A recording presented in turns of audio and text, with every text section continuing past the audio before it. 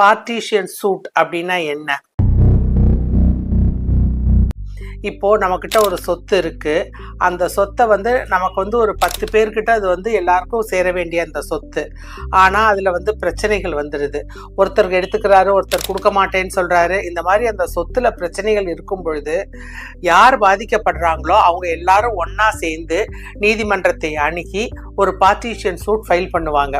அதாவது அண்ணன் கிட்ட மட்டுமே எல்லா சொத்தும் இருக்கு, தம்பி 4 பேரும் எனக்கும் அந்த சொத்துல பங்கு இருக்கு அப்படின்னு நியாயமா இருந்தா அவங்க நீதிமன்றத்தை அணுகி பார்ட்டிஷன் சூட் ஃபைல் பண்ணுவாங்க. அட்வர்ஸ் கிளைம் ஏற்பட்ட நாள்ல இருந்து 12 வருஷத்துக்குள்ள நம்ம இதை ஃபைல் பண்ணணும்.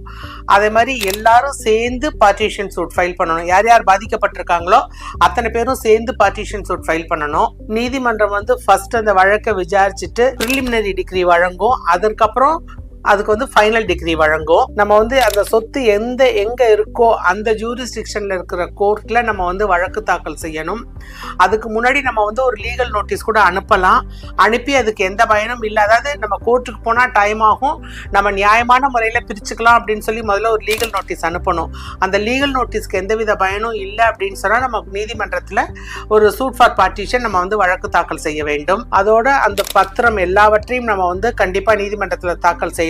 அந்த சொத்து இருக்கிற இடம், அது எப்படி வந்துச்சு, அது எல்லாவற்றையும் தாக்கல் செஞ்சுட்டு, அவர் அப்பா இறந்திருக்காங்க, முதல் மகன் மட்டுமே எடுத்திருந்தாருன்னா, அதாவது அவங்களோட லீகல் ஹேர்ஸ் நாங்க தான் அப்படிங்கிறதுக்கான சான்றிதழ்கள் எல்லாவற்றையும் நம்ம ஆதாரமா நீதிமன்றத்துல சமர்ப்பிக்கணும். நீதிமன்றம் வழக்கை விசாரிச்சுட்டு ஒவ்வொருத்தருக்கும் சட்டப்பூர்வமா எவ்வளவு பங்கு இருக்கு அப்படிங்கறத முதல்ல ஆரம்பத்துல ஒரு தீர்ப்பு கொடுக்கும். அதுக்கு பேர் தான் பிரிலிமினரி டிகிரி. அதே மாதிரி அந்த சொத்து ரொம்ப சின்னதா இருந்து அதுல நிறைய வாரிசுதாரர்கள் இருந்தாங்க, அதை பிரிக்க முடியல அப்படின்னு சொன்னா நீதிமன்றம் அட்வொகேட் கமிஷனரை நியமிக்கும்.